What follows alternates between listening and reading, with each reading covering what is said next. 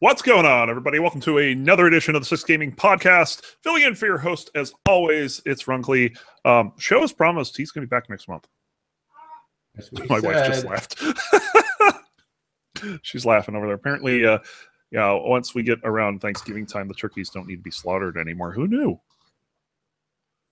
Does no one eat turkey after Thanksgiving? Oh, I do. Slaughtered all of them. I eat all the time. Yeah, there's always leftovers at our house. Yeah, those leftovers for days, possibly even weeks. Who knows? This is episode 135. Thanks for joining. Glad to have you guys here. And with me, I have an awesome and illustrious cast of co-hosts, starting with the returning Pantherian. Hey, what's going on? I'm back for at least this week. At least this week. We'll see what happens. I'm not going to be here in 2 weeks because BlizzCon. Cast from BlizzCon. I will stab you. Dude, Muse is going to be playing when the podcast is going on. I am not going to be doing a podcast. Instead of a podcast, just hold up your phone and broadcast BlizzCon. I tried to send you guys pictures last time, and you guys kind of laughed about it. So you get nothing. You get nothing. Returning for a third time, Alexstrasza. Picture. There's a video of me and Alexstrasza. Okay. Just saying. Returning for a third time, we have Solo Mail. Welcome back. Our jetpack hype. Jetpack hype. and someone we like to call Mr. Big.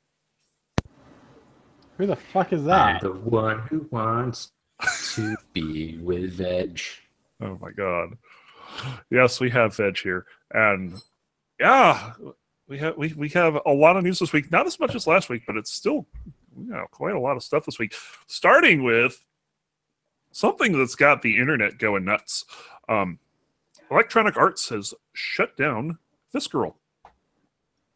If you don't know what they do Dead Space, Battlefield Hardline, and they were working on a new Star Wars project. And it was going to be a single-player game, and it got canceled. Well, now the internet's thinking, oh, well, this is EA just saying single-player games suck. We're not going to do them anymore. Yeah, I know that. I know that like AAA games tend to shy away from being shy away from single-player elements because multiplayer elements just bring in much larger.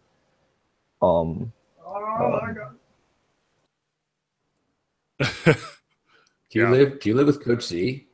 Coach Z, yeah. It sounds like Coach Z. Tell him to go get a Jorb. Jorb. Anyway, so kind of what Solo was saying. I'm losing Dan here. Yeah. There's a lot of there are a lot of single player games that have done well. Dead Space, Last of Us, BioShock, Dragon Age, a lot of RPGs, a decent number of action games. But we're kind of getting to this weird point where a lot of developers want to do a mix. And we're going to talk about Vermintide in a minute, but they're doing things like For Honor, which is I think there's this little bit of single player campaign, maybe not. There are some games that have a minor single player campaign, and then a lot of the game is sort of multiplayer optional with loot boxes, and people are kind of starting to not be happy with that. Apparently we've got some PUBG going on in the background with Solo there, so no big deal. Hopefully that'll pass. But China #1. I have to say it does seem. I mean, we'll get into this on the roundtable a bit more, but it does seem like the days of the big single player games are starting to, I don't know, not come to an end, but it's definitely not the focus of the AAA studios. But I don't know. We'll see. Like I said, we'll have a lot more to talk about on this a bit later. Speaking of games, Vermintide 2 is an interesting game that's I don't know when exactly this is going to be coming out, but we say, hey, we're going to have no loot boxes. Why is this news? Why is no loot box have to be news? People didn't expect it. Yeah, like the thing is that there are people who really defend it and really like it. So like making a selling point wasn't really a thing, you know? And like people are protesting loot boxes a lot. So of course. Yeah. That's my whole thing is that this, I feel like this shouldn't be news, but we live in a world where it is news because loot boxes have started to become almost a standard in some places. It's good to see. It's good to see that someone's saying, "Hey, we're not going to do this." So yeah, very interesting. Looks like trying to see if there's a release date on this. I'm not seeing one. But yeah, so they have Vermintide 2, one of the Warhammer games. Definitely something to potentially check out. And then, geez. At least it's not one of the shitty Warhammer games. I'm looking at the next story, and I'm thinking, do you guys know a place where I can put this safely? Or maybe in your pocket? Around.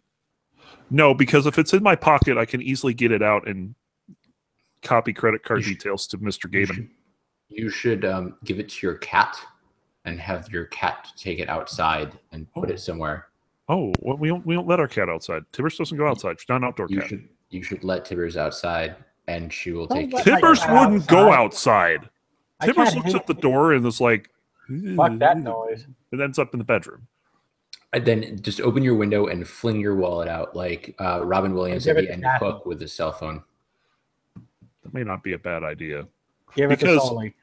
Because the reason being is there's another trio of Steam sales coming up. Not one, but 3. I mean, we knew they were coming, but now we know when. Yes. Which makes it worse. October 26th starts the Halloween sale. The autumn sale, I didn't even know they had an autumn sale, begins November 22nd and lasts a week. And then the winter sale starts December 21st, and that's usually one of the biggest ones of the year, between that and the summer sale. So, rip my wallet, man. What are you guys going to buy? I have no clue. I don't think I have anything on my wish list right now. I've got like 60 something on my wish list, but there's a lot of things where in past years when you get cards for going through your queue, I've been like, that looks interesting. No, that looks cool. Maybe I'll get that someday. And a couple of things like Fallout 4, I still don't own that, or just various stuff that I'm just behind on because I've got plenty. Right. But then of course I impulse buy random other games. So yeah, my wish list is currently empty. I don't know. I know I have a ton of games on my wish list because anything more than $3 is a huge purchase for me right now. Yeah, that's an issue too. But yeah, I mean, I had a pretty long wish list not too long ago, and it's now part of the Game Collector 2017 list. Well, thankfully, in a couple of days, Destiny 2 will be launching on PC, and then I'm not going to need any games for a while. There you go. But yeah, a lot of games going to be on sale, I'm sure. So definitely check that out. Always a good time to get some good games. And then a couple security-related things. Denuvo Powered's South Park, The Fractured Butthole. I'm sorry, The Fractured Butthole. Enunciation. The Fractured Butthole. It's a thing, yes. The Fractured Butthole. Yes, The Fractured Butthole. They're fractured butthole. Yes, has been. They figured out how to crack that DRM in just one day. Just took one day. That's all it took them. So I don't know why they fucking do DRM anymore. Like people's already found out how to do an offline mode of D3, and they were able to save it too. Like Diablo 3? Yes. I did not know that. And it's so messed up that it makes it so that the people who are paying for the game usually have a worse experience than the people who are cracking it. Yeah. Which is silly. It's that. I mean, I have a friend online goes by 8-Bit Memories, and he does a lot of streaming for GOG.com and is always very against DRM type things. And I'm sure he sees this and he's just laughing. Just go back to asking what the fourth word on the 73rd page of the manual is. That worked great in days pre-internet. Use the secret code spinner and align these two symbols and give the 3-digit code. That's it. Love those games. Hell, at one point for Warcraft 2, I lost the key to it, and I went online. It's like, hey, I need a key for a Warcraft 2 game. Please give it to me.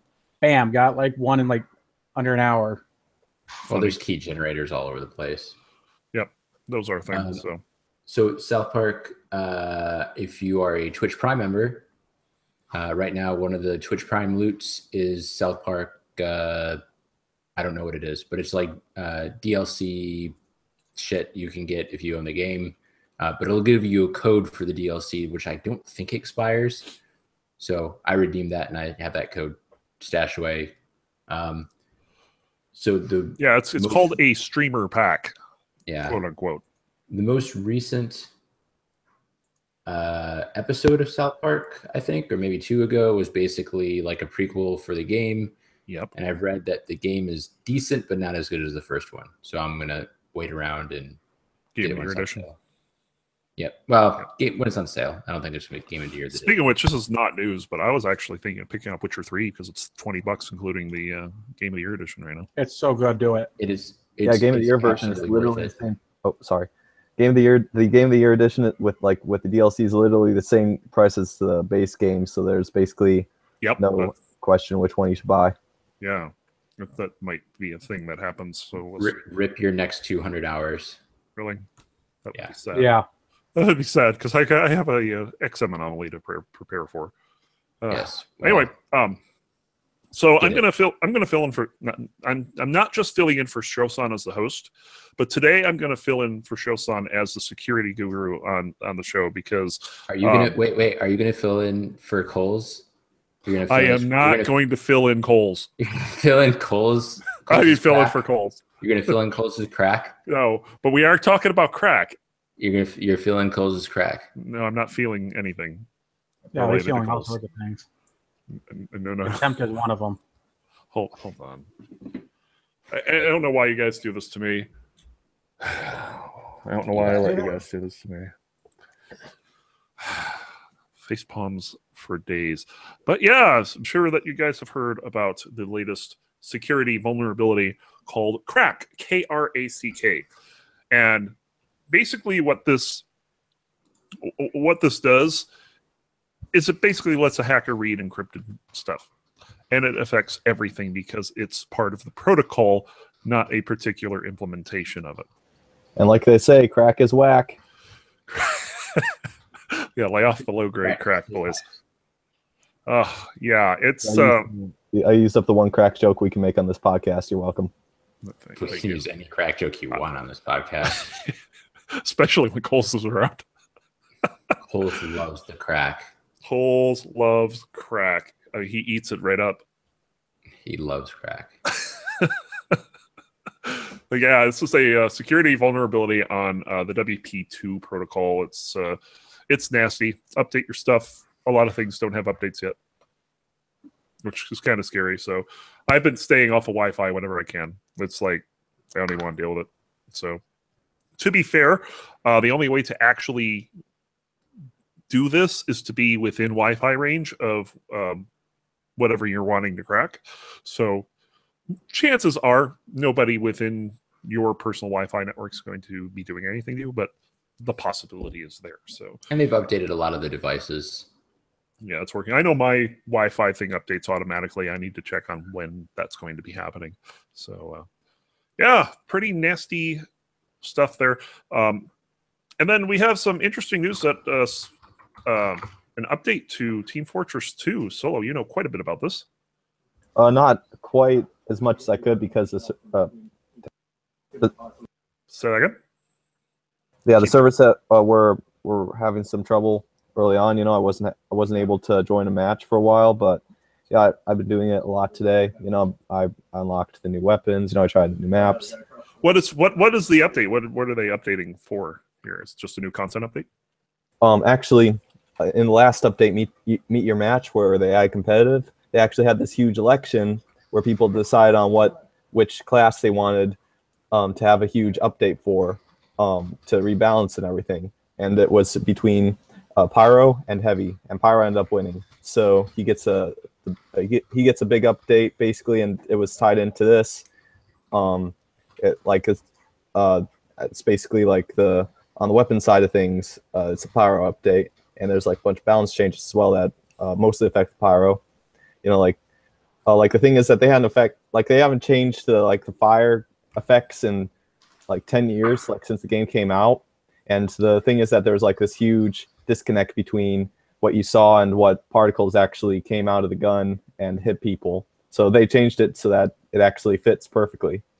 Yeah, very nice. And if you don't know what the Pyro is, I highly recommend checking out this. Here's your YouTube search terms of the day: Meet the Pyro. I highly recommend watching this video. It is strangely disturbing. And the other thing you need to look up is the Lupus M1. Yeah. Very interesting. So yeah, if you're a TF2 fan, I know Morphod plays that a lot. I don't know if he's played it recently, but he may be interested in that. Moving on, so a little bit back to Steam, sort of. Apparently, Kerbal Space Program's got a problem on Steam because of something they did. Houston, we have a problem. Houston. Well, that was easy. Wow. Just like Veg. I'll give that to him. Thumbs up. That was Yeah. all right. It was pretty good. I will admit it was pretty good. But Dan, you seem to know a bunch about what this is. So basically what happened is that Ron, did you get a new webcam? Say what? Someone says they think you got a new webcam. Your stream is of better quality today. I've had a new webcam for months. Oh, well, Sirski says you have a new webcam. Anyway, so basically what happened is that in the Chinese version of Kerbal Space Program, the side of the rocket said it was a reference to an ancient or older poem in Chinese that was like, "He who does not reach the Great Wall is not a hero." And Ron, if my girlfriend looks like you. Anyway, so some SJW, and we've talked all about how far you go as a social justice warrior before it becomes like Gamergate. I'm not getting into that, but anyway. Please, let's not. Somebody complained that the literal translation of the characters that were used for the poem means a great man when it's generally understood to be an ungendered hero. Well, enough people complained about it, apparently. The developer was like, fine, whatever. And they changed the poem on the side of the rocket ship to say, like, I will not stop till I reach the moon. And a bunch of people got mad because they're sick of dealing with that kind of bullshit and having people give in to a vocal minority about something that is not that important. I mean, I'm all about feminism and equality and all that kind of shit, but this is not one of those cases. And so those people are review bombing KSP. So if you go on Steam, since they changed this thing on the side of the rocket, there's like this huge amount of negative responses. And actually a lot of the comments are just literally the original poem and people giving this copy pasta about the poem and whatever and complaining. It's stupid that review bombing is a thing. I think we talked about it a couple weeks ago, or maybe you guys talked about while I was out, but we talked about with Firewatch and yep, we did. PewDiePie, and there's sometimes when a developer makes a serious change to a product and it's really like Dan is trying to play what the hell's his name from Karate Kid? Mr. McGurry or something? Danielson. Anyway, I only remember Danielson. I don't remember the guy's name. Yeah. So, it's fucked up, and people need to chill the fuck out. Pretty much, yeah. And the fact that this is like hitting them in the reviews, which means that someone who's been living under a rock and hasn't heard of Kerbal Space Program is going to see this and they'll be like, "What the hell is this all about?" And just move on. A lot of people pay attention to that stuff when they're looking for a good game. They want to see what other people think of the game, but this has gone from what people think of the game to people trying to make a statement at KSP's expense. So, absolutely, that's the thing that can go wrong with review bombing. Like if it's over like a minor issue that has very little effect on the actual game, then I think about speaking of getting bombed. You're getting bombed. What the hell? Make it quick. Help. She has your nose. She does. Run. She's got other things. She's got other things. I always imagine that, like, when you look off to the side. And I said she's got other things. Get out of here. Go to work. Go away. Ron, every time that she like is standing to the side and you're like, "Oh, what are you doing?" I just imagine that she's like doing like Sirenian handkerchief dance or whatever. Oh, funny. But yeah, KSP, hopefully, I don't know. I mean, maybe this is something Steam steps in on. I doubt they will. I mean, this is KSP's problem, not Steam's. Hey, so real quick, since we were talking about Karate Kid, so at work, my company is a Japanese company, and I've worked for a number of companies that had Japanese groups or subsidiaries or offices or whatever, and all this time, any Japanese person that emails me always just says Mr. Goldberg. Mr. Goldberg, yep. Whatever. This week, a super duper important guy from our company, like one of the top people in a multi-billion-dollar company, came from Tokyo to visit our facility, and I presented to him as one of the people. And in Japanese culture, like your business card is like a big deal. Like you present your business card a certain way, and you have like, it's expected that when you give someone your business card, they look at your business card and they, examine it or whatever. And even though all of our company business cards are literally the same, except for what your name and title is. Anyway, he looks at it and he goes, "Oh, yes, Daniel-san." I was like, I can die happy. Oh, that's hilarious. Like a C-level, like one of the top, what men? Top men, right? Like one of the top guys call me Daniel-san. And so I'm just like I tried to keep my face steady, but I was just like, okay, let me show you this experiment that we're doing. That's hilarious. I was so happy. Yep. Anyway, moving on. Yep. We have Doom, of course, being released on the Switch very soon, November 10th. Yeah, just like Whoop-De-Doo. I think that the thing that's really most interesting about that is like that back in the day when Wolfenstein and Doom first came out, like they had like censored versions that were on the SNES, like the Wolfenstein had all the like Nazi symbolism removed and just had general German names given to everything, Well, some of that Wolfenstein stuff was the German censored version that they re-released here, because in Germany, that's an interesting choice. It's illegal to have Nazi imagery in Germany. Yes, but the last Wolfenstein, they had it. They allowed it. I think it was basically because you were killing them, and they're like, all right, well, killing Nazis is okay. Yeah, pretty much. Yeah. And then we have a ton of Destiny 2 news. Wow. Destiny 2 is a big deal. But they recently pulled Monty Python emotes from the game. There was some kind of like bug with them.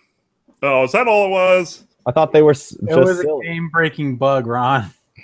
Yeah, like some people at first they thought that like Terry Gilliam was suing, or not Terry Gilliam, the other guy. Anyway, they thought that some of the Monty Python guys or the company or whatever was suing them, but apparently that's not. It was just something about the emote fuck shit up. Yeah, apparently with the emote you could clip through walls. Yeah. It was fun to watch. I guess those will be coming back at some point once they figure out how to fix that. But yeah, kind of amusing. And then also with Destiny 2, they had a team beat the first Prestige Leviathan raid, but they used an exploit. Yeah, it's like the Mythic raid. I think they were using like a clipping exploit. I haven't actually seen it. Veg, did you see that? Do you know what's going on? Yeah, I saw what happened. It was just they need to fix their shit before they release it. They really, really do. It's just annoying. You know, it's kind of like when the Lich King fight, when that bug happened, they banned all the people who did that fight for what, like a week? Yeah. When they found out that the Serenite bombs gave the platforms back. Mm-hmm. And then all of a sudden, bam, that made the fight a hell of a lot easier. But it's just, it was, I forget, it was a week ago when I watched this, but it just, did they get any repercussions for that? Like, did they get in trouble for it? They used an exploit to become the world's first team, but it's not the same bug that caused them to delay the raid. It's a coil glitch that's been around for about 2 months. And they have not addressed the situation. And it's some people are thinking that maybe they should take away their world first status for this. Maybe they're just leaving them alone. Well, but for 2 months though, if they didn't fix that shit in 2 months, and then the world first found out about it, that's their fucking fault. I'm sorry, but you can't give the first title away because of your fault. Yeah, I think it's so like in IKEA, there was I don't remember what it was called, Help Honor. There was basically a policy for the game that was, if there's something that's a bug and it's clear that it's a bug because it works in a way that is not consistent with how you think the game ought to work, like how a normal boats. Person, yeah. don't talk to Colgarn. Yeah. Colgano. No, Colgano, right? Colgarn is the if there's a bug, then don't abuse it. And if you abuse it, you're going to get punished, even if it's unreported, even if it's known it hasn't been fixed yet. Like, if you abuse something that's clearly a bug, then you're going to get in trouble. I forget what game it was though. There was a bug you just couldn't avoid, and I think it was a Blizzard game. I forget which one. Bug, even though if it was completely accidental, they just banned you. Well, that's shit. Like, but there was for example in Witcher, I think it was in Witcher 3. There was some area where you could repeat a quest or something. I don't remember the details were, but like, I think we even talked about this when it happened, when it came out. Like, there was some kind of quest where you could repeat it or make it go on forever, and you could get a shit ton of gold. It was basically an infinite gold generator. And if you did it, when they patched it, sometimes soon after, a taxman would show up, and you'd just be like walking around, and suddenly you turn around and there'd be this dude standing there, and he'd be like, "Hey, we have unreported income, and so you owe us like, 800 gold or whatever it was." And they'd take away a good portion of the gold that you had gotten through the glitch. Like, I think that's a good way of addressing something where there's a glitch that got released into the wild. People abused it, but that's a single player game, so it doesn't screw with anybody. When you're talking about world firsts, that's not okay. Yeah. So we'll see. My thing is, I was going to say, my thing is, it's been out, the raid's been out or the game's been out for that long, and you still haven't fixed any of the bugs that, this shit is why I don't like when games pre-release and they're like, oh, we'll patch later. Oh, we'll patch later. And this was, from my understanding, Destiny 2 was pretty well, like everybody knew about it, but no one knew what it was about because they're like, we're going to give a game copy to a very selected few. You know, I don't get that anymore, especially when there's so many bugs, especially when you're trying to release it on a certain date. And then on top of it, you know, get people who will fix your shit. You know, people love that series. I'm so tired of fighting about that. I'm not fighting, but arguing about, you know, it's infuriating for games that I like failing because of their own stupidity, or not even stupidity, but laziness to fix something when from my understanding, it was already addressed. But there was an exploit and a bug there. And they're like, oh, well, it's not something big. And then it's like, oh shit, they got a world first with it. Yeah. You can't just, you know, you can say all this and you can say, oh, it's not fair, you should take all their shit away. But it was known and they didn't do anything about it. You're telling people, you know, let's use something that they clearly know about. You know, this isn't like the guy who got the GM shirt who fucking killed everybody or every boss in Ulduar. It isn't something like that. You know, they still had the fight shit. You know, the exploit just made the fight easier. It didn't make it impossible. You know, it didn't make it. You still have to have some skill to do that fight. Yeah. Or the fights. So. But it's annoying that, you know, laziness is what get people in trouble. That's all. Indeed. And then they had their trials being delayed for 2 weeks due to more glitches. It seems like almost it's one thing after another with, I mean, those are 3 different bugs that we've just talked about for Destiny 2. And, you know, they're going to have to fix them one way or another. And almost from my standpoint, I wonder what Blizzard's thinking about this. I know it's an Activision game and all, but you know, they put this in their launcher, and it makes me wonder if they're going to regret that decision. So we'll see what happens with that. Speaking of Activision, more crap from them. They have filed for patents where they can do things like use matchmaking in a way that sells in-game items. So, for instance, let's say they're trying to target somebody to become a better sniper. So what they'll do is they'll put this into the matchmaking algorithm so that they face a much higher ranked sniper. And the sniper's going to kick his ass, right? And then after the game, it's going to say, hey, you want this weapon? You can buy it now for 99 cents or whatever. It wasn't clear if they were going to put you against it or if they were going to team you with somebody who you'd be like, ooh, I want to be as good as that guy. Yeah, things like that. But the point being, the matchmaking would allow you to, at the end of the game, you'd see this. I don't know if it would be like a pop-up or some kind of offer, like special offer. Kid out like the awesome person who got MVP. Hey, that pisses me off, actually. I don't like that they're doing that. They're even thinking about it. Instead, they could do what Dark Souls does and make it so you have to kill them if you want to look like them. Yep. that would certainly be interesting. But the thing, though, with Destiny 2, or with Destiny, I don't know how Destiny 2 is, but with the first Destiny, your gear relatively didn't matter. Mm-hmm. Like, unless it had a special effect, you know, of course. Like there was a remote shotgun which you could use as a main instead of a sidearm. There was the Gilded Rose, which poisoned basically if you got someone out of their shield, they were dead because you poisoned them to death. Right. But there was, you know, but other than that, your armor and your weapons really didn't matter unless you had those specific kinds. But go on. Unless it's strictly for appearance, but I can see other gaming companies doing that for very, very evil shit. And I just don't like it. Yeah. Well, to be fair, Activision has at least said that they patented it, so not that they're using it right now. And they said they're not going to do it for Destiny. Yeah, I mean, you can't hold them to that probably, but they've said that they're not going to do it for Destiny too. I mean, we've talked about this before. I work for a company. I hold a few patents and my company has a lot of patents. Sometimes you just patent something so no one else can use it, whether or not you plan on using it.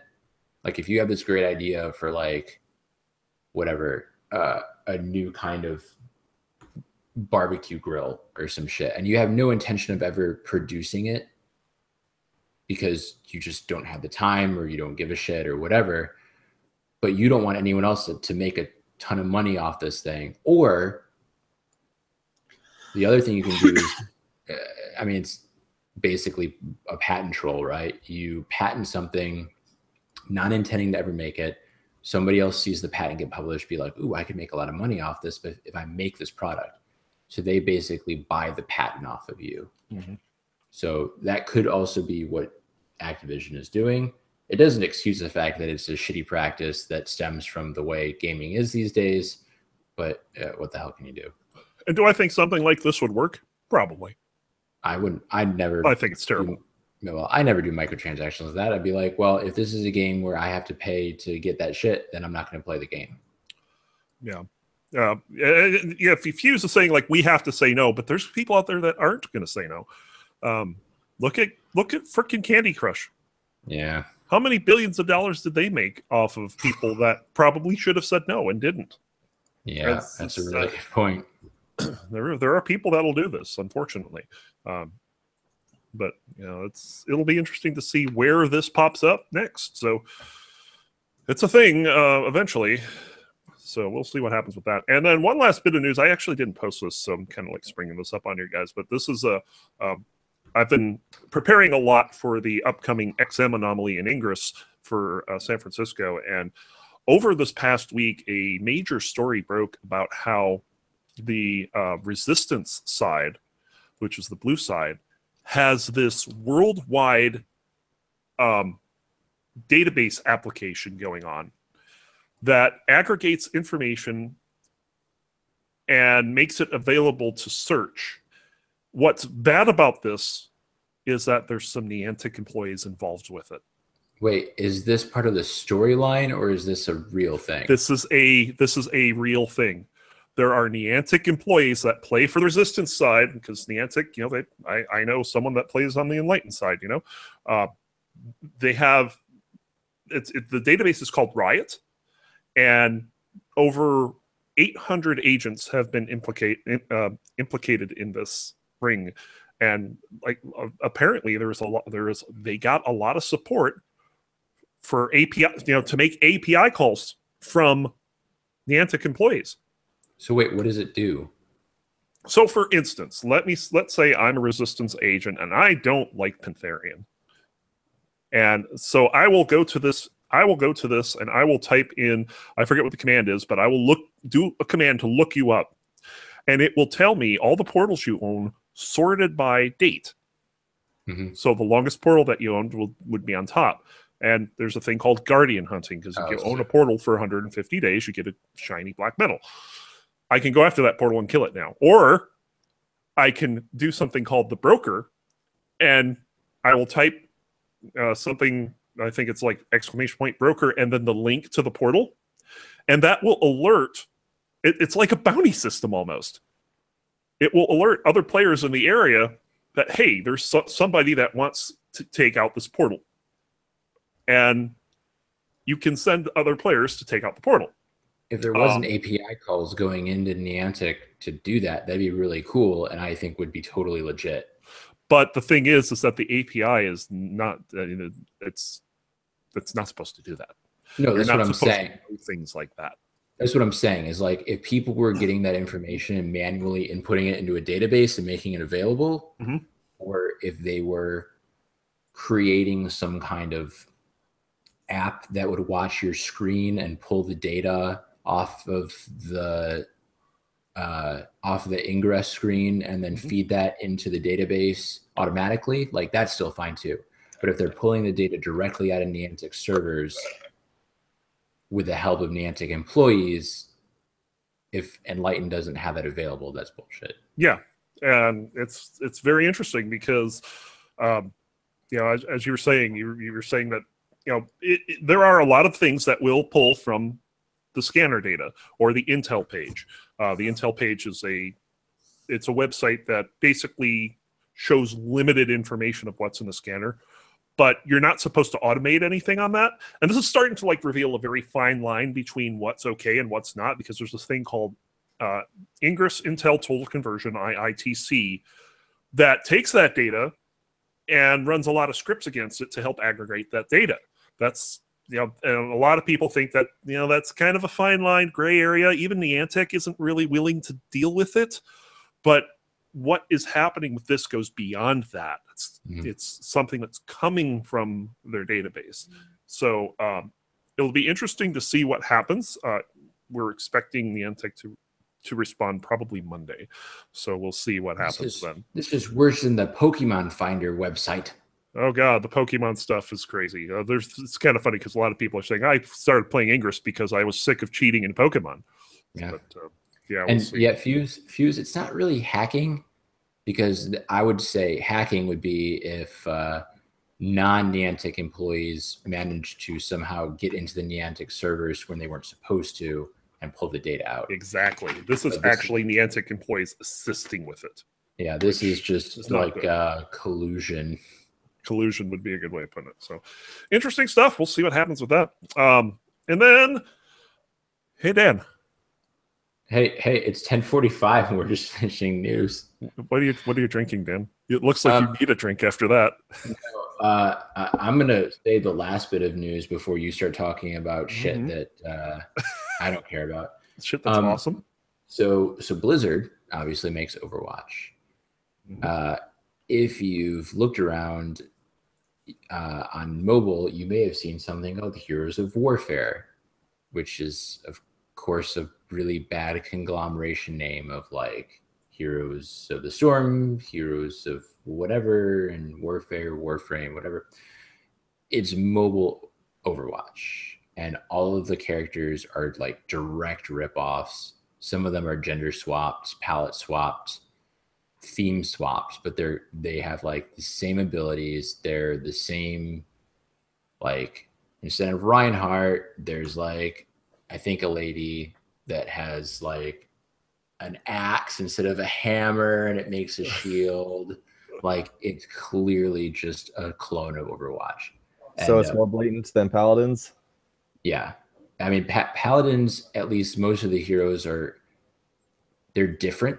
Like, they have different abilities. Now, if you have like a soldier type character, they're going to have some similarities with 76, but each character is a direct ripoff of Overwatch. Even though levels, I think, are pretty much direct ripoffs. So Blizzard's going after them, of course. I don't blame them, and I hope they win, because there's something to be inspired by. Like, I think Paladins is definitely a different game. It's a similar game in a lot of ways. Some of the characters have similarities, but the levels are different. The whole like card system is shitty but different. It's definitely a different game. This is not a different game. This is a clone. Yeah, and I think Paladins was in beta for longer than Overwatch, I believe. Even though Overwatch was released first, Paladins has been, Riot's had that out there. Was it Riot or is it, no? It's the Smite guys. It's Hi-Rez, right? Yep. Yeah, Hi-Rez has had this out there forever. So, yeah, interesting. Hopefully we'll see, because we've seen this before. I think this isn't the first time we've talked about the Overwatch ripoff. I don't know if it was this game in particular. No, it's Battleborn. Battleborn, yeah. I think it's been a couple bad games that are ripping this off. So, well, Battleborn, they came out around the same time. It was their competition. They weren't clones. They just were yeah. So anyway, Dan, what you drinking? Water, because I had an enormous martini earlier, and I'm trying to sober up before I go to bed. The martini makes up for it. Enormous. How big? Like a double of a normal martini. It's funny. So yeah, because you might need to reconsider your plans, because we're going to be talking about League. All right. Well, let's skip show's favorite part of the podcast then. Well, I mean, show's favorite part of the podcast is, I mean, we can't just skip it. But anyway, we'll go through this pretty quickly because we're talking about the quarterfinals here. Of course, TSM got knocked out. Cloud9 miraculously made it into the quarterfinals. So now we're actually in the quarterfinals. And Veg, tell me about SKT and Misfits. Dear sweet baby Jesus. They are literally a handful of teams that have ever gone 5 rounds with SKT. And all those were Korean or Chinese. There was no European or American teams that have ever done this until now. And the best part was the beginning of this year, they came from Challenger. Yep. This is their very first year. Yep. That's literally like making a brand new baseball team with semi-pro people from the AAA or AA A's, taking them to the AAA's, and then going, 7 rounds with the New York Yankees in the World Series. Not quite the World Series, maybe like the playoffs. Championship playoff. You almost beat them in the playoffs. Yeah, so it's pretty good. They knocked out TSM in the tiebreaker in the group stage. Yeah, TSM just sucked dick. But Misfits was actually up in the series too, 2-1. And and then just SKT came back and got them. So they'll be facing Royal Never Give Up, who beat Fnatic 3-1. Fnatic was just, I mean, we talked about them last week. They won 4 in a row, including 2 tiebreaker games to get into the playoffs after losing all their games. Samsung upset Longzhu Gaming 3-0. I only say upset because I think they were the number 2 seed, weren't they? Yeah. But yeah, Longzhu was like a big favorite to make the finals and gone. And then the final quarterfinal, Team WE and Cloud9, that will happen tonight. Who are you picking for that, Veg? WE. Yeah. I don't know. I mean, WE seemed really inconsistent in these playoffs. I don't know. Cloud9 might be able to surprise us. Will they? Probably not. Because this is come on, this is NA in the quarterfinals. What's going to happen? We know what's going to happen. They're going to be choked out like a woman with daddy issues. Yeah.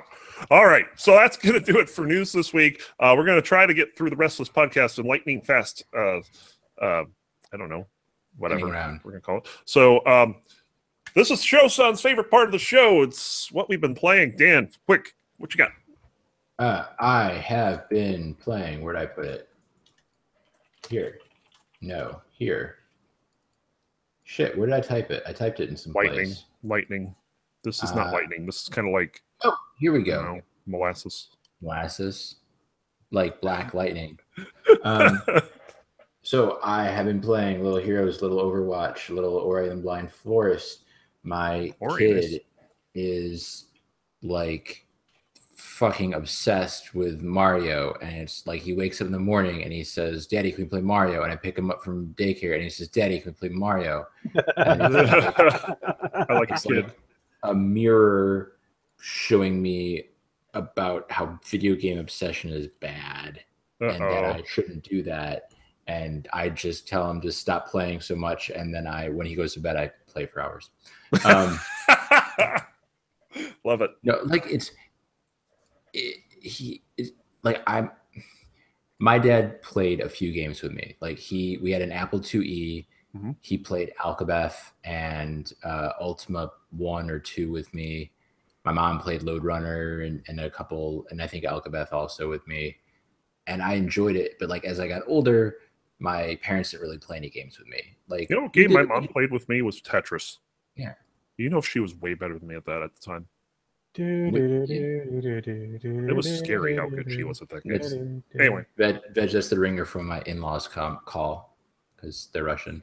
That's the Tetris song too. I know. That's Tetris is Russian. Yeah. Fun fact. Sorry, I had to throw that in there. Go ahead, Dan. It has St. Basil's Cathedral in the background. Yeah, so Mario, New Super Mario Brothers Wii is the version messenger, and yeah, I like playing it with him. He basically plays the first 3 levels of the game over and over and over again. He's getting a lot better, but it's just like he woke up. He goes to bed at 8, and he woke up at 9 o'clock the other day, and he called me upstairs. I'm like, "What do you need?" I was afraid like he wet the bed or like he was scared or something. He goes, In the level with the guy, and he threw the hammer and he hit me, and then I didn't have the fire flower anymore. I was like, go the fuck to sleep. That's funny. So like it, I enjoy that he likes it, but he needs to chill the fuck out. I've been studying also. I've got a professional exam on Monday. I can only. This sounds study. like a bad game. Yeah, it is. It's PMP. It's not PvP. So anyway, if I pass it, I pass it. If I fail it, then I just have to pay a fuck ton of money and take it again. And then earlier, I'm just gonna call him Mazinger, real Mazingers. I'm just gonna call him Maz. He was watching a little bit while I was playing, or she, I don't know, was playing Icy. I believe this deal is still on. If you go on Steam and look up Icy, ICEY, it is like $7, down from 10. But it comes, if you pay $8, it comes with a Steam Link, which was $50 hardware until recently. Now there is $8 shipping and handling, but you're still getting a Steam Link for like $8 to $9, which is less than the cost of lunch for most people. Steam Link again is basically like a wireless HDMI cable. You stream your computer desktop right to your TV. So if you're and it takes your controller or mouse and keyboard input and sends it back to your computer. So it's kind of at both IO sides of it. So if your computer's in your den or whatever, and your big TV's in your living room, and they're a couple rooms apart, and you don't want to run a long ass HDMI cable, you can basically play games on your computer, games on your TV. So for $8, it's good. And anyway, Icy is a interesting game. It is, imagine if the Stanley Parable had a baby with like side-scrolling beat 'em up. So like 2D Devil May Cry plus Stanley Parable equals this game.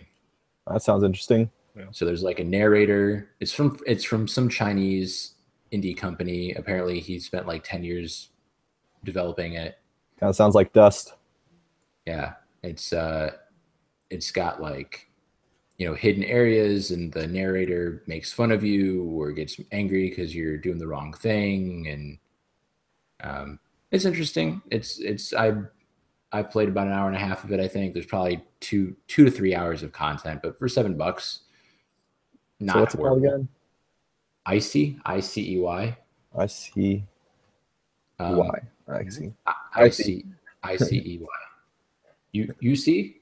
Wait, CUC. wait. The description says it's a metagame in disguise. Yeah, good job there. Yeah. I'm very, very surprised about, or like you're okay. What I'm trying to say is that it's not a surprise. That's No, what I'm trying to say. Yeah, it's quickly apparent that it's a metagame, kind of like Pony Island. So yeah, with that, so it's like, oh yeah, we can't hide this from you, so we're just gonna tell you that to sell you on it. yeah, well, that's the thing, is metagames are kind of is sort of like a subcategory, it's like a subgenre, and so if you don't tell people that's what it is, they're not going to be able to find it if that's what they want to play. Yeah. So I feel like, something I wanted to point out with this, Dan, is you had mentioned that this is a recent deal that's happening, and I was scrolling through the Steam page and I found this. And check out a neat little thing. It says, "Hey, we've detected a high volume of reviews. Here's the overall graph. Here's the graph of recent reviews." Right. Mm-hmm. And that made me think back to Kerbal Space Program. So I checked that out. Here's Kerbal Space Program. And you can see that they do indeed have a way to deal with it. Yep. And you can see the overall reviews are overwhelmingly positive, but the recent reviews are mixed. For a while, they've had that overall versus recent, but there's also now little alerts that show up that say, we've detected that there's been an increase in reviews or in negative reviews since a certain date.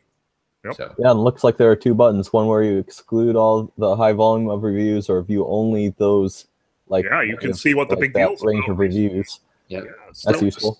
Anyway, so anyway, move on. Solomale, what have you been up to recently? Well, so I tried Pokemon Black and White, or not Black and White, just Black, for a few minutes, and they're like. I'm sorry. What happened? Pokemon. Ron doesn't like the Pokemans. Okay, sorry. Moving on. I've been playing Team Fortress 2. Did I tell you about that? Yeah, a little bit. Yeah. Well, let's see what else. Well, so the other weapons are, let's see. There's basically a projectile flamethrower for the pyro, where basically like it's like slowly shoots these short range fireballs. And the thing is that if you hit someone, then you get like a huge like bonus to like reload speed. Like you can hit them far more rapidly, and you do like a ton of extra damage on this consecutive hits, rather like because the initial hit is only like 20 damage, and then after that it does like 80 damage, and then you can hit them like rapid fire if you're able to follow them and track them, because it's like short range and everything, so it's not easy to just hit anyone that you see. Yeah, of course there's the jetpack, which has like 2 charges that can store that refill over time, that can give you a really good boost. It's really great for flanking, because lots of maps like are designed for soldiers and bowmen to jump into certain places. Like there's like lots of little ways to use that.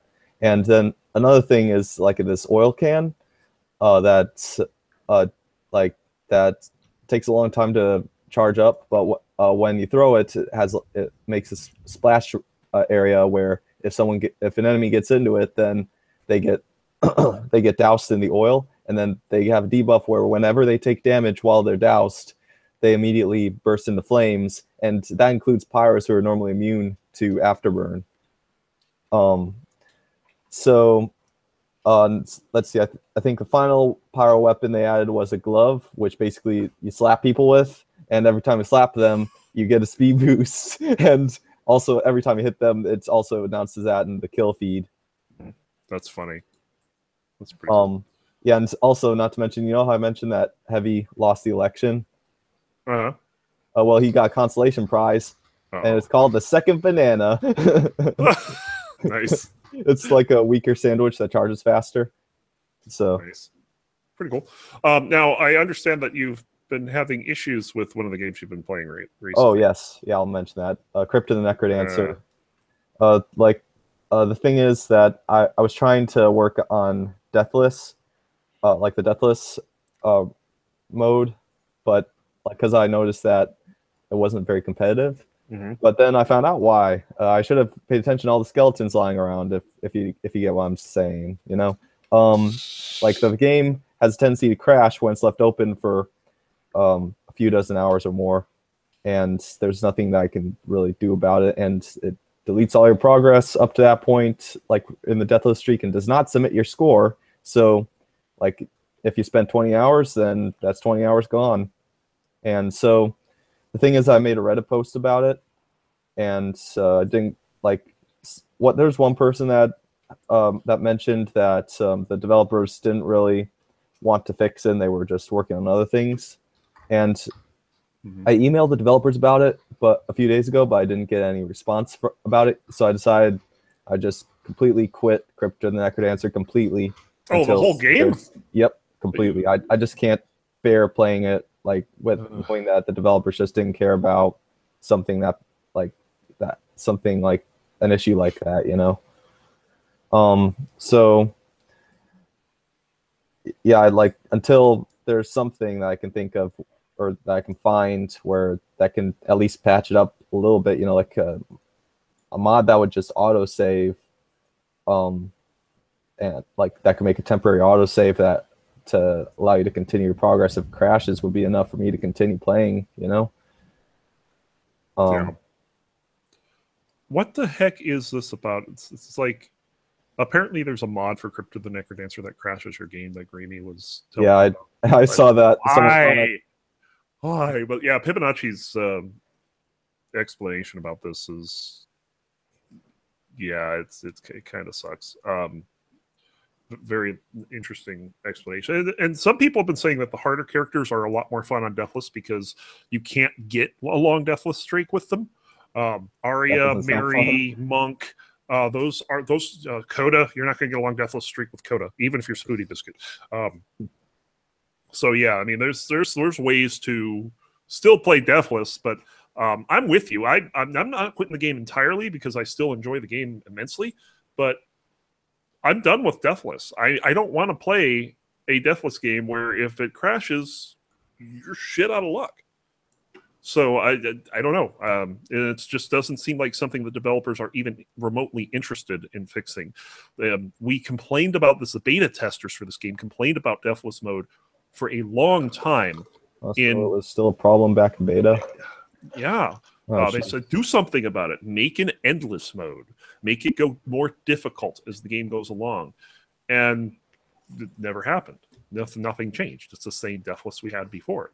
So it just doesn't seem like they're interested in even dealing with it. I just think they should take it out. Why? Why have it?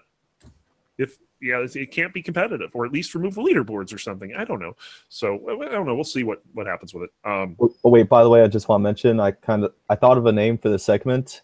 I don't know. I don't know if it would be a good name, but we could call it the playlist. It's simple. It's like half of a pun. Why not? Shit. That's not bad. That's a pretty good game. That's a really good name. Well, I think we'll keep that for at least a few episodes. Yeah, like maybe 5 or 6. We'll see. Veg, what have you been up to? A lot of Warframe this week, as well as I picked up a new game today, which is Divinity, the original sin. It's Divinity 2, the original sin, or something like that. It's interesting. It's a turn-based strategy game with a heavy RP. Like, it's essentially D&D with visuals and whatnot. It's hard to play. I'm not gonna lie. It's very tactical. You have to be really aware of your surroundings. If you're not, you will die. It's been rough. I'm already several hours into it, and I've barely made any progress because it's just that difficult.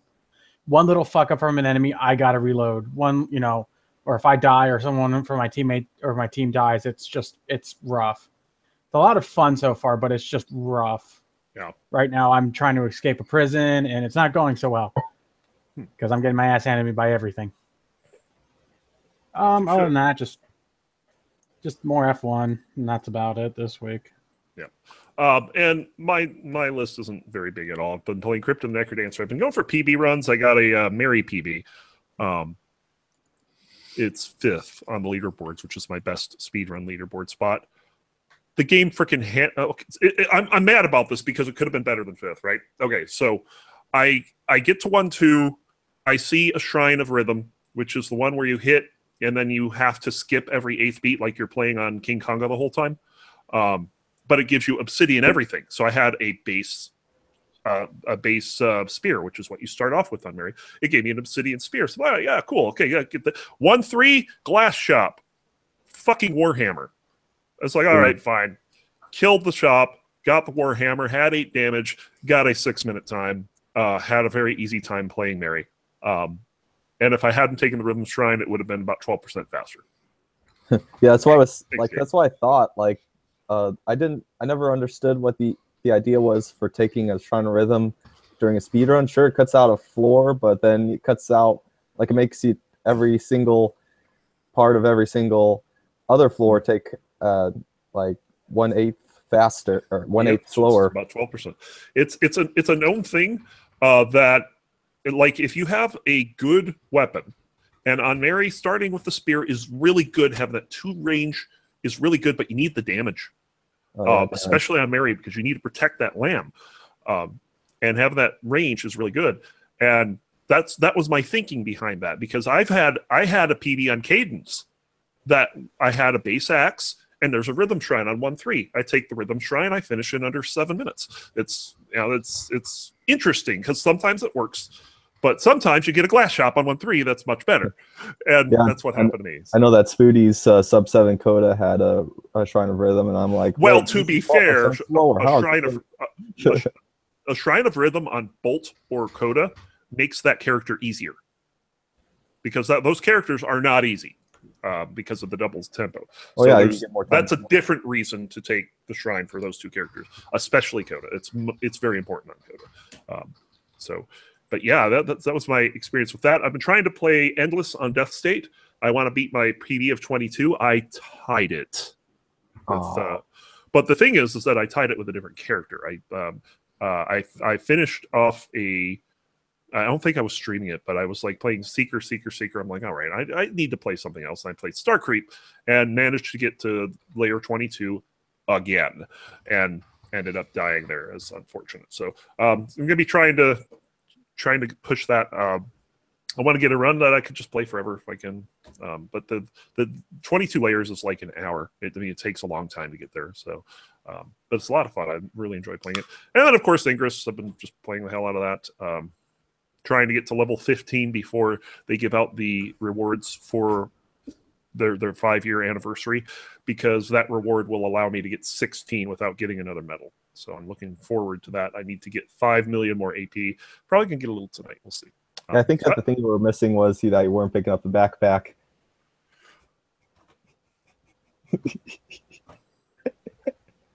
For those that don't know, the backpack is the second worst item in the game, because you might end up eating a shuriken instead of an apple and die. Didn't happen. I threw them away when I wanted to, and then I picked up something else. Worst item in the game is the bag of holding, which lets you hold. That's even worse, because it shuffles like you'll have an apple on your first slot, and then you pick something up, and all of a sudden it's on your second slot. And it's terrible. It's really I will admit that is more annoying than the backpack. That's why it's the second best item in the game. It's the worst item in the game. Moving on, we're going to go on, and hopefully we don't have a whole lot to say about this, because I think we've said a lot in the first part. But this is a 6 Gaming Roundtable, Showsound's favorite half of the show, of course. And we're going to talk, hopefully briefly, about this whole issue. Like I said, the internet's been blown up about this EA canceling Visceral, I think is what it was. Yeah. The studio behind what was supposed to be the next Star Wars game. And a lot of people have been saying, not a lot of people, but there was a news story, and I forget where it was, but they were saying, well, this signifies that first-person or single-player games are dead. Well, I ask you the question, are single-player games dead? No. I think it's a very easy answer, but I think if we dig into it, it's a little more complex than that. If you look, I bring up Achaea a lot. Achaea is a free game to play, and it has been since it launched in '97. Oh, here comes the epic veg hiccups. The 20-year anniversary of the game. The guy who runs the game has made a fuck ton of money on the game, because it's not a subscription game. You don't have to pay all the time, and it's not a game that you have to pay to play. You choose to donate money to the game, and you do microtransactions. I mean, we've talked about it. He invented microtransactions, and he's been to court a number of times about it. He fucked up by not patenting it and making a shit ton of money by doing so. Well, that'd be something like that'd be something if he had patented it, and right? Like either other companies wouldn't be able to use it in that current form, or they'd have to pay him money to use it. Something like that. He's not only does he own this company, but he also has a bunch of Bitcoin and bought in really early. So he's rich as fuck. And I wish him very well. But one of the things that I asked him about one time, I was like, why don't you make everyone pay like $5 to play the game? He's like, because then people wouldn't play the game. And if I charge, so like he showed me a graph that was like, if you charge everyone $10 to play the game, you have a set income, because everyone pays your $10 and they're done. And if you have a subscription, you lose out on some people because they don't want to pay a subscription, and then that's all they pay. But if you were like, hey, you can pay as much as you want, a bunch of people that might have paid nothing are going to pay you 99 cents. Some people are going to give you $300 a month because they're obsessed with your game. Mm-hmm.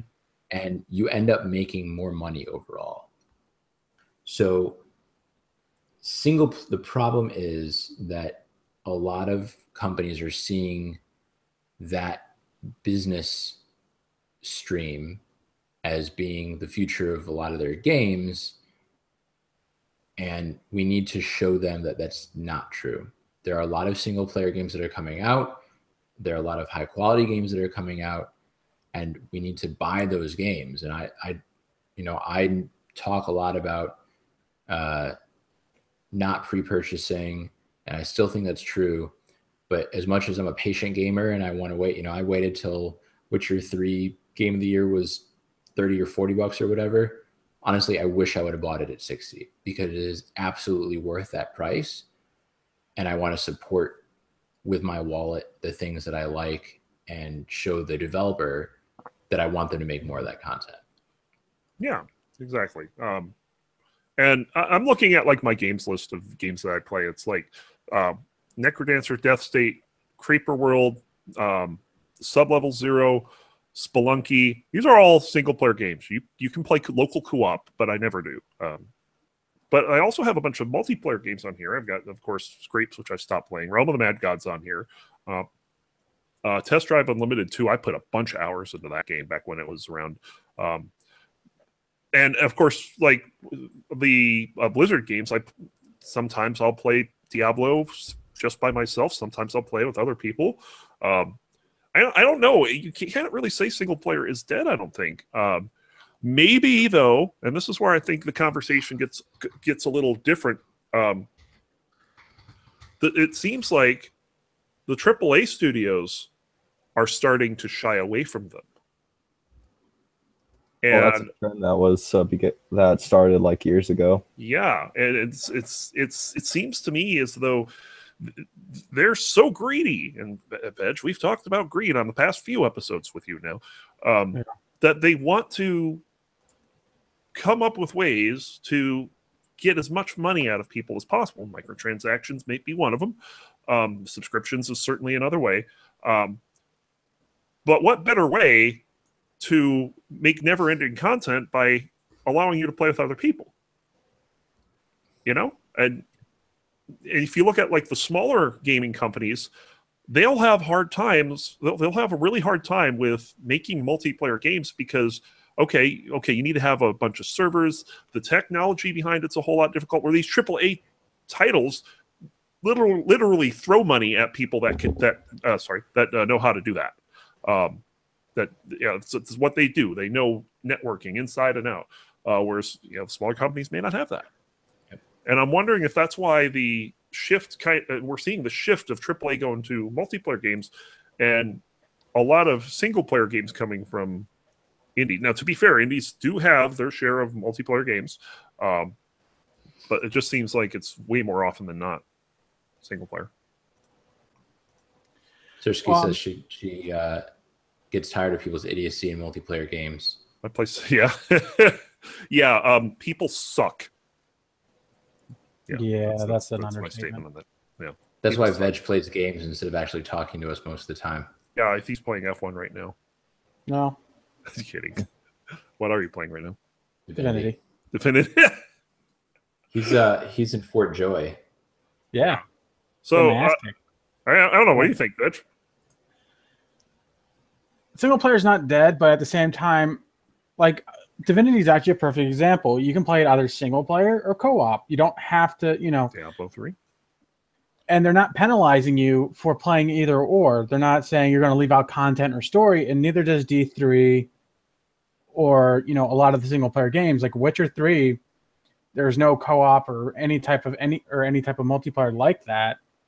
And it does just fine. Like, it's rich with story. It's a beautiful game to play. Combat's pretty fucking hard if you let it be. But there are some companies that are moving away, and EA is one of them,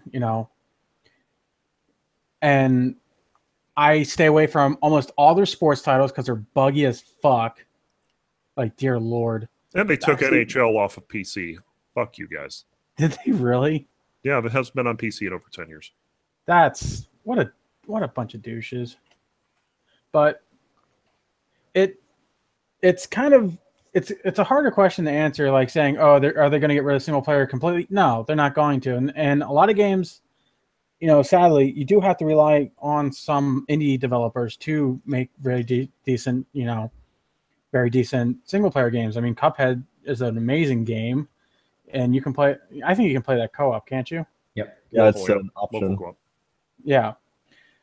And I heard that game was fun. If you can jump over the first big obstacle. Or defeat the two frogs. Yeah, God. But I don't see single player, like I see the AAAs getting more and more greedy with it, and you'll see indie developers rise and rise and rise from this. Mm-hmm. And that's what that's what I was going to say. Like, there's going to be a crash, of gaming, but it's not going to be like the crash of like the 1980s with ET. It's going to be something similar, but not for us. It's going to be for the giant AAA game developers who are crumbling down. I see some of them being okay in this. I see Blizzard and Activision being okay for the most part. Because I talk to a lot of my friends, and they are tired of countless DLCs. They're tired of paying for a $60 game. And then on top of it, they already have, the day one DLC horse shit. Yeah. The content's already on the game. You've already made the content. It's like, why the fuck are you doing this? And it's infuriating. It really is when you get more and more, and that's what it's coming down to anymore. You're going to see a lot more companies either get extremely greedy, and they're going to fuck up eventually. They seriously are going to fuck up. And it's going to be someone huge, and everyone's just going to be tired of it. They're like, I don't want to pay for this anymore. I don't want to pay for 60. And one of the biggest examples was Battlefront. $60 for half the game. And then when the DLC came out, which was to release the full game, it was another $60. $120 for a game that wasn't even done. Like, crazy. I finally picked it up for $10, and it was still not good. Like, it was all right, but it's not something you don't see me playing it. Mm-hmm. Yeah, it's just poor resource allocation right there. Poor planning. And that was made by EA. Yep, that's EA for you. But yeah, I mean, it just seems like, like I said, it just comes down to the AAA title creators. They need that money stream, and they can't find it in single player games without doing things like what Shadow of Mordor is doing. I need that money stream, man. Can you get any more of that money? God, I need it, man. I need it. Anything else we have to say on the topic? I think that one thing to look at on this topic is games that seamlessly combine multiplayer and single player. For example, Pokemon. No, just kidding. Dark Souls is a game that really combines the two of them seamlessly. Like, literally, like on technical sense, it combines them seamlessly, where someone can drop in or drop out of someone else's game without like anything noticeably changing, other than things to prevent them from backing out of the online stuff, while it's happening. So, Dark Wraith, bitches. So like Dark Souls 3 was one of the, like, for a while it's like a very, very popular game on Steam. Like tons of people were playing it, but I can't honestly say that it was like crowded online at almost any point that I played it. Like started playing it like late 2016, and there was a bunch of people, but I can't say that it seemed like there was a ton of people online at any time. Yeah. Even on Dark Souls 1, they have something called Return to Lordran, where every year everyone starts a new character on a certain day. I think it was the anniversary of it launching. And basically it lets people who are new players, there's a sudden boost of people playing the game, and they have people to partner with when they do bosses or whatever, which I think is pretty cool. Yeah. So I think that unless someone's got something else, I think we're going to go ahead and wrap this up here. Thank you guys again for watching. This has been the Six Gaming Podcast. We're here hopefully every week at 8 p.m. Pacific, which is 10 p.m. Central Time. It'll be Central Standard Time soon. I'm sure Show will be very happy over that. It might even, I think it's Central Standard when he returns, right? Isn't like the first weekend in November? I don't know. When we fall back. So yeah, it's going to be pretty cool. So yeah, show's actually going to be coming back pretty soon. I think he's targeted November 18th. That's the next show he'll be on, which thank goodness, because we need him. Yeah, I'm no replacement. As always. And I'm not bald enough either. Yes. Right. So yeah, so that's gonna do it. Dan, anything you would like to say as parting words? I got nothing. You're boring. No. Solo mail. We made Pyro great again. Oh God. Oh, why? They actually used the phrase they actually used the phrase make Pyro great again during the election. I think like for Team Fortress 2. That was like a year and a half ago. Veg, save me from this. Great way to end. Save me from this. They make Pyro great again. Just save me, Veg. Pokemon. As long as you're a pyromancer, yes. Make pyromancer great again.